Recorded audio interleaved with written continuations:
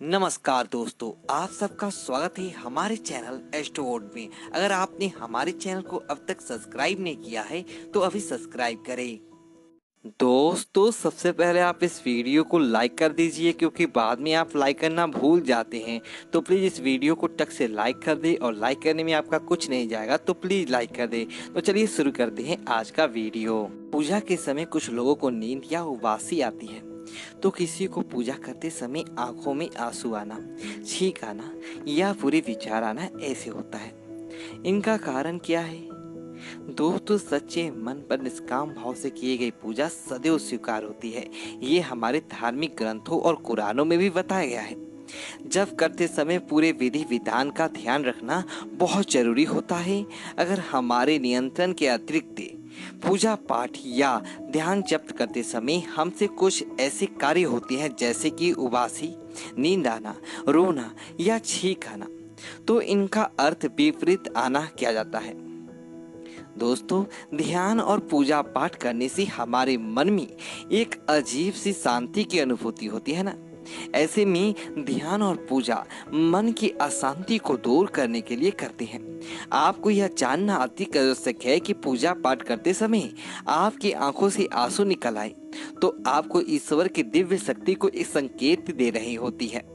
जब ध्यान और पूजा पाठ करते समय आपकी आंखों से आंसू आ जाए तो इसका मतलब होता है कि ईश्वर आपको कोई संकेत दे रहे हैं, अर्थात आप जिस भगवान का ध्यान या पूजा पाठ कर रही हैं उनसे आपका कनेक्शन हो गया है और आपकी पूजा भी सफल हो गई है। यह आंसू खुशी के आंसू होते हैं। जिस भी तीर्थ स्थान या जिस भी भगवान की पूजा करने पर आंखों में आंसू आ जाए तो वही भगवान और तीर्थ स्थान आपके लिए उपयुक्त है। दोस्तों, अगली वीडियो में जानेंगे कि पूजा पाठ के दौरान कैसे पता चले कि पूजा सफल हुई है या नहीं।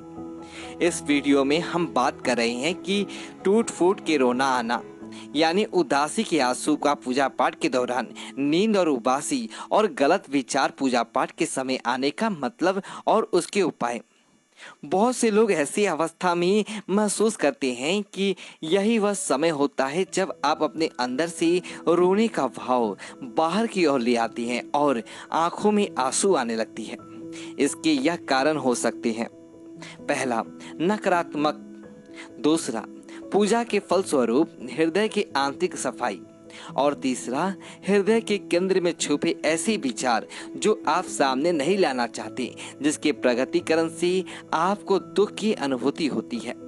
नकारात्मकता की वजह से भी पूजा के समय आंखें नम हो जाया करती है। दोस्तों, जब हमारा ध्यान भगवान की ओर नहीं लगता और पूजा पाठ बोझ लगने लगता है, जिसमें आपको धार्मिक ग्रंथ नहीं पढ़ना चाहते, भजन नहीं सुनना चाहते, आरती नहीं करना चाहते, आप पूजा बैठते हैं और आपका शरीर बहुत भारी होने लगता है, सिर दर्द करने लगता है, पैर दुखने लगते हैं।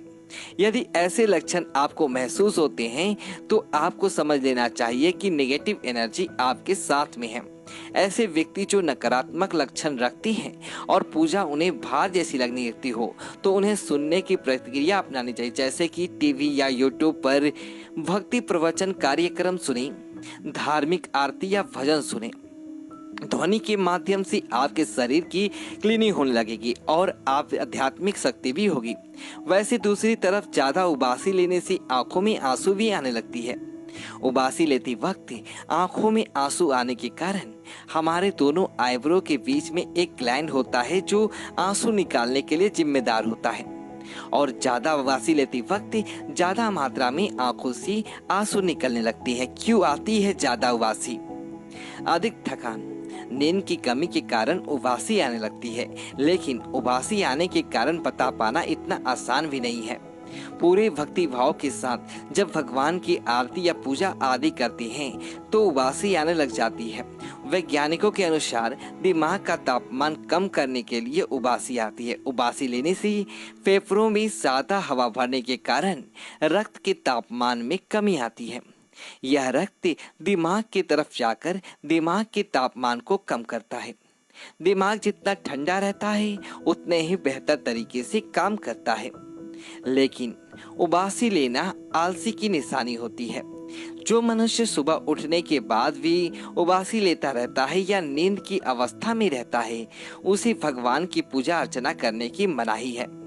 एक अन्य बात जो महसूस होती है कि जब भी आप पूजा पाठ करने बैठते हैं, आपके मन में अनेकों विचार आने लगते हैं जो कि इस दौरान नहीं आने चाहिए।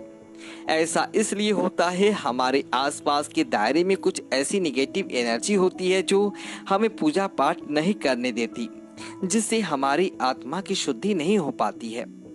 हालांकि आप ऐसे विचारों को पहले से ही सोच कर नहीं बैठते, लेकिन पूजा में यह विचार अपने आप आने लगती है। बेवजह या बात बात पर गुस्सा आना ये सबसे बड़ी अवगुणों में से एक माना जाता है। जो क्रोध का भाव अपने मन में रखता है, वह किसी भी काम में अपना मन नहीं लगा सकता। देव पूजा या साधना के लिए मन का शांत और एकाग्र होना बहुत जरूरी होता है ना।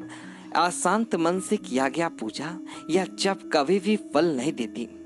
इसलिए हर मनुष्य को मंदिर जाने से पहले या घर पर ही भगवान की पूजा या जप करने से पहले क्रोध, हिंसा, लालच जैसे भावों को मन से निकाल देना चाहिए।